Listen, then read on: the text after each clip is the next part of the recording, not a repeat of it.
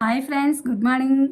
Knowledge today topic వచ్చేసి DSC notification పడుతున్న నేపథ్యంలో నేను ఈ వీడియో అప్లోడ్ చేస్తున్నాను. విద్యా దృక్పథాలు అని దాని గురించి సబ్జెక్ట్ అనమాట. ఇది ప్రాచీన యుగ విద్య అనే దాని మీద నేను ఇవాళ ఈ యొక్క బిట్స్ అనేవి అప్లోడ్ చేస్తున్నాను. Please my channel like, share, subscribe and comment. Let's start the topic. చరిత్రకారులు భారతదేశ చరిత్రను ఎన్ని భాగాలుగా విభజించారు? 3 భాగాలుగా విభజించడం జరిగింది. అవి ఏంటి? ప్రాచీన, మధ్య, ఆధునిక చరిత్రలుగా విభజించడం అనేది జరిగింది. ఆధునిక చరిత్రలో స్వాతంత్రమునకు ముందు ఉన్న చరిత్ర, బ్రిటిష్ మధ్య చరిత్ర ఉంది, అలాగే స్వాతంత్రానంతర చరిత్ర కూడా ఉంది. ఆధునిక చరిత్రలోనే ఈ 2 ఉన్నాయన్నమాట. నెక్స్ట్, ప్రాచీన కాలంలో విద్యను ఎన్ని రకాలుగా విభజించారు? 2 రకాలుగా. ఆ విద్యల పేరేమిటి? వేద విద్య, బౌద్ధ విద్య. వేద విద్యను ఎన్ని రకాలుగా విభజించారు? 2 రకాలుగా. అవి ఏంటి? తొలి వేదకాలము, మలి వేదకాలము. తొలి వేదకాలం ఎన్ని సంవత్సరాలు ఉంది? క్రీస్తుపూర్వం 1500 నుండి 1000 సంవత్సరాల వరకు ఉంది. మలి వేదకాలం ఎన్ని సంవత్సరాలు ఉంది? క్రీస్తుపూర్వం 1000 సంవత్సరాల నుండి 600 సంవత్సరాల వరకు ఉంది.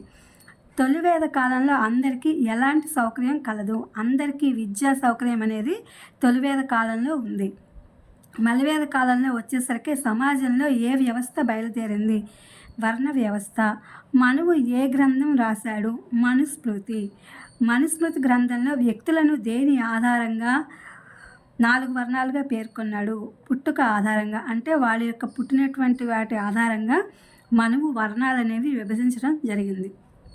బ్రాహ్మణుల పుట్టుకకు ఆధారము తల, క్షత్రియుల పుట్టుకకు ఆధారము భుజాలు, గుండె, వైశ్యుల పుట్టుకకు ఆధారము తొడలు, శూద్రుల పుట్టుకకు ఆధారము పాదాలు.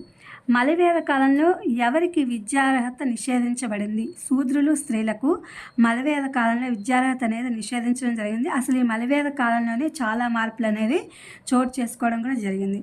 వేదం అనగా అర్థం ఏంటంటే జ్ఞానం అనే అర్థం. వేదం అనే పదము ఏ ధాతువు నుండి వచ్చింది? విద్ అనే సంస్కృత ధాతువు నుండి వచ్చింది. విద్ అనగా ఏమిటి? తెలుసుకోవడం. విద్ అంటే తెలుసుకొనుట. వేదకాలంలో వ్యక్తి జీవితాన్ని ఎన్ని దశలుగా విభజించారు? 4 దశలుగా విభజించారు. అవి ఏమిటి? బ్రహ్మచర్యము, గృహస్థాశ్రమము, వానప్రస్థాశ్రమము, సన్యాసాశ్రమము. వేద విద్య లక్ష్యాలేంటి? మోక్షము దారి చూపడము అంటే పరవిద్య అన్నమాట. ఆత్మ సాక్షాత్కారము, వేదాలు తెలుసుకోవడము, నైతిక అభివృద్ధి అంటే అపర విద్య. మోక్షాన్ని దారి చూపడం అంటే పరవిద్య అవుతుంది. నైతిక అభివృద్ధి అంటే అపర విద్య. అలాగే శీల నిర్మాణం. వేద విద్య లక్షణము. ఇది ఉచిత విద్య. ప్రపంచ చరిత్రలోనే విద్యాదానం చేసిన మొదటి దేశం భారతదేశం. ఇది ఫ్రెండ్స్, ఇది విద్యా దృక్పథాల దాంట్లో నేను ప్రాచీన యుగ విద్య అనే దాంట్లో ఈ యొక్క 25 బిట్స్ అనేవి అప్లోడ్ చేశాను. ఇవి మీకు ఉపయోగపడతాయని చెప్పి అనుకుంటున్నాను.